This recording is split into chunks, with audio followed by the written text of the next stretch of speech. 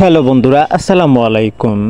LMC 8.4 নতুন version চলে এসেছে 2025 সালে। যে কোনো মোবাইল ফোনে আপনার ফোনটা যদি নর্মাল ফোন হয়ে থাকে তাহলেও আপনার ফোনে এলএমসি 8.4 ক্যামেরাটি চলবে, আর সুন্দর সুন্দর আকর্ষণীয় ফটো আপনিও তুলতে পারবেন আপনার একটি নর্মাল ফোন থেকে।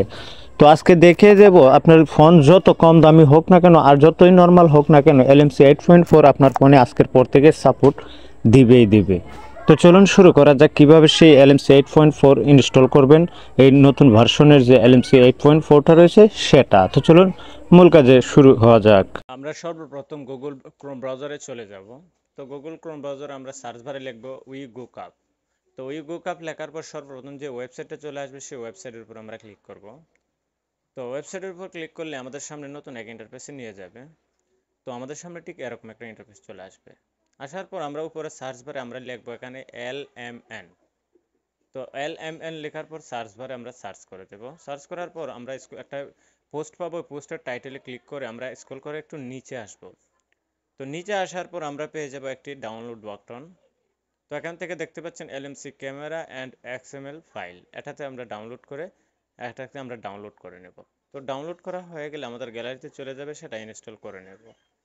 তো আপনাদের যদি টেলিগ্রাম অ্যাপস থাকে তাহলে অবশ্যই টেলিগ্রাম অ্যাপসটা থেকে লগ ইন করে নেবেন, আর যদি না থাকে, যদি চায়, অবশ্যই টেলিগ্রাম অ্যাপস ওপেন করবেন। তারপর আমরা এখন কনফিগ ফাইল ডাউনলোড করব।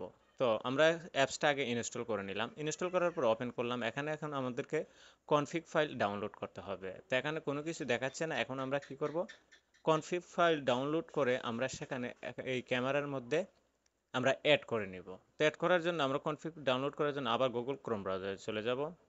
তো গুগল ক্রোম ব্রাউজার আমরা ওপেন করব। তো ওপেন করার পর আমরা এখান থেকে সার্চ বারে লিখব LMC 8.4 কনফিগ ফাইল।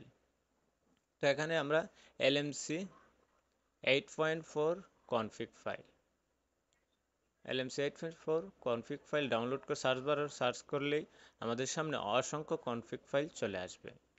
তো এখান থেকে দেখতে পাচ্ছেন কনফিগ ফাইল এখানে চলে আসছে। এখানে যে ওয়েবসাইটটা, সর্বপ্রথম ওয়েবসাইটের উপর ক্লিক করলে এখানে অসংখ্য কনফিগ ফাইল রয়েছে। এখান থেকে আমরা ডাউনলোড করে নেব কনফিগ ফাইলগুলো, একটার পর একটা ডাউনলোড করে নেব।